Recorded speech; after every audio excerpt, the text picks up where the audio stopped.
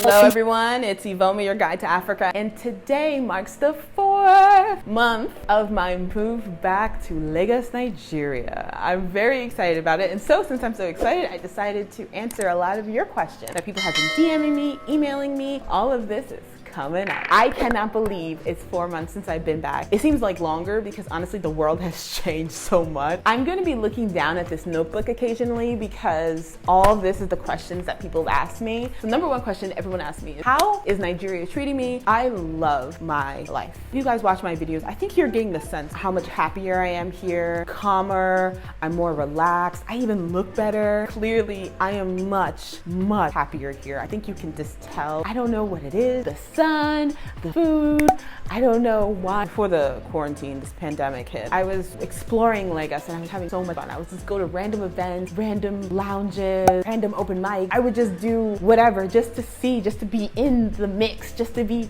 out and about. I loved it. I was driving for no reason. I live far out. I live in the outskirts of Lagos. When I drive, I'm spending hours in traffic and I didn't care. Now that the lockdown has happened, I have to say I was a little bit worried because at the end of the day, a lot of people in Lagos, a lot of people in Nigeria live on less than $2 a day. The food that they eat is the food they make that day. Daytime robberies happening now, burglaries on the mainland, and I am a little bit concerned, but I'm kind of glad I'm here during this period because at least I get to see real Nigeria. Okay, so right now the Wi-Fi and the electricity is better than ever, and I think because they're not being strained by so many businesses. There's military checkpoints outside of my gate. I don't drive through military checkpoints. Where I am, I have seen the military act up. I've seen the military cane male joggers. And when I mean by cane, they're using an actual cane and flogging, they call it flogging here, flogging, beating up male joggers. I've seen the military impound cars. I've seen the military drag someone out of their car and arrest them and then take their car. I've seen too much. So I don't drive through military checkpoints here at all. So because I don't drive through military checkpoints, my life now consists of 2 grocery stores and a marketplace. My days now, I wake up, I walk outside, I walk around my estate for an hour, and then I come back, start work. What has been my biggest challenge since moving to Nigeria? I actually talked about it in this video. And setting up my apartment was the biggest challenge I had. It was just very stressful. I had a lot to do. I had to fumigate, I had to do everything myself. And then my second toughest challenge is that I shipped a car to Nigeria. It arrived in Nigeria December 4th because I paid to clear it, and I have yet to receive that car. So I shipped my car in a container with other people's cars and other goods. That has been a really annoying challenge. I've been very lucky because I actually do have access to drive a car. That has been one of my biggest challenges. It's really an annoying challenge because it is April and I have yet to receive that car, if I'm ever going to receive that car. So I have to think about what I'm going to do. It's going to be so annoying if I have to sue that company because it is in America and I just want my money back. So comment below and tell me, what has been your biggest challenge since moving to an African country? People are asking if I ever plan to move back to the US. No, it's upwards and onwards. I don't have time to be moving back to the US when the world is so big and so magnificent and there's so many things to do. I grew up in the US, I was born in the US, I did everything in the US. So now it's time for me to experience other countries, other cultures, and there's just so much world out there, right? I definitely plan to visit my friends and family in the US and go shopping there. What are my income streams now that I live in Nigeria? I'm an attorney. So I've started an online business to help people register LLCs and register their business in their state. I started Her Contracts, which is a company that helps women entrepreneurs protect their business, and I sell digital products through that brand. That is the bulk of my income. When I moved back to Nigeria, I actually started a media company here where I was shooting commercials for small, medium-sized businesses for Instagram and Facebook. So 60-second, bite-sized social media commercials. And so that's actually how I was making Naira as soon as I arrived. I was making a couple $100s a month from YouTube ads, but I'm not anymore because of this pandemic. I don't make any money anymore. Of YouTube. Am I going to be going to law school in Nigeria? I'm not going to rule it out. I want somebody to tell me that if I go to law school in Nigeria, because I think I have to go for 18 months because the law here is common law. So unless I know for sure that I can make more money by going to law school here, I won't. So yeah, comment below if you think I should go to law school here and tell me why I should go to law school here. Where did you move from? I moved from New Jersey, which is a state in the US, to Lagos, Nigeria. Do people understand me? Do I feel like an outsider here? Do people understand me? No. So what I typically do if I realize someone doesn't understand what I'm saying is here I slow my speech and I actually drop my voice, because I know that a lot of people, when people don't understand them, they for some reason increase the volume of their voice, but the person's not deaf, they just can't understand your accent. And I realized here that Nigerians typically speak low and fast, and I speak high and fast.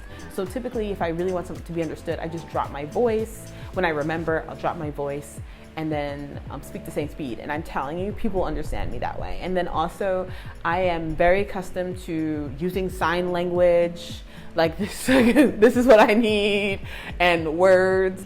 It is what it is. So somebody said, do I feel like an outsider here? I don't really know what this person means. I'm gonna tell you a fact. You are a foreigner. If you were born and raised in another country, you are a foreigner.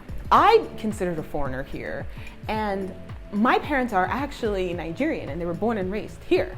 My whole lineage was born and raised here, but I'm considered a foreigner here. And it's because I was born and raised in another country. I spent formative years in another country with other customs, with a different way of life. So I think there is absolutely nothing wrong with being called foreigner when you come here, because that is what you are. I need someone to explain to me why being called a foreigner is so bad. When I think of an outsider, I think of somebody not feeling part of the party, not feeling part of the groove, and looking in, but feeling disconnected. I don't feel disconnected here. I feel very connected. I feel like I'm really learning about the culture. I'm really learning about the people from this city.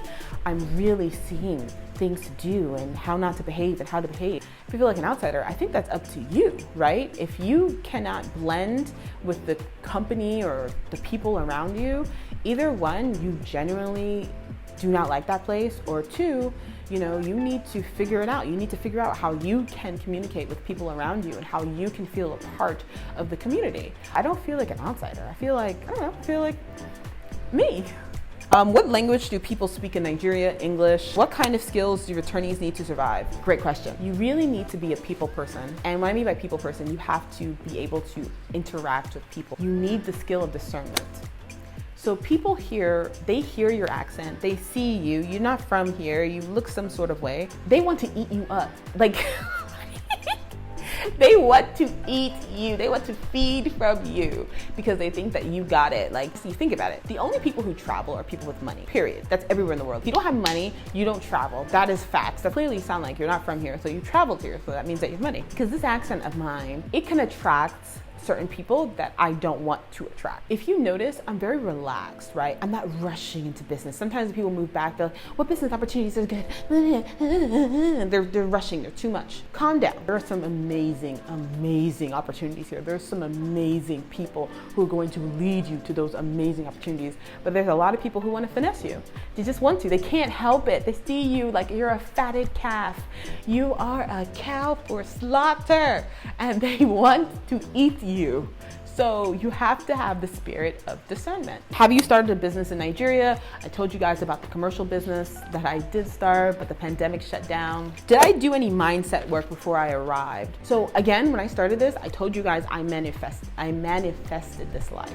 What I mean by that is I feel like I created my dream life before I even got here. And I did that because I worked on my mindset. I worked on being incredibly positive. I worked on just blessing myself, getting rid of negativity. I think if you control what you allow in, you can change your world and your impact and effect in that world. I feel like I created the life I'm living right now before I came back, because for the past year, for actually past 2 years, every day I would write down kind of my dream life. And then last year, I wrote down my dream life in Lagos, Nigeria. I was very specific on the kind of quality of life that I wanted here. And I kind of told myself how amazing it was gonna be, how I'm gonna love it, how I'm going to just slim down easily, how I'm going to just look more and more beautiful every day, how I'm gonna do this and that, and how I'm gonna build an amazing business, and how as soon as I get back, I'm gonna know exactly what businesses I'm going to be building, and I'll figure out a path to that business and figure out a path to my life and I wrote down every dream I had. And I did it over and over and over again. And I kind of did that very positively. So thank you guys so much. Make sure to like and subscribe this video. I know I always forget to say that, but thank you guys so much.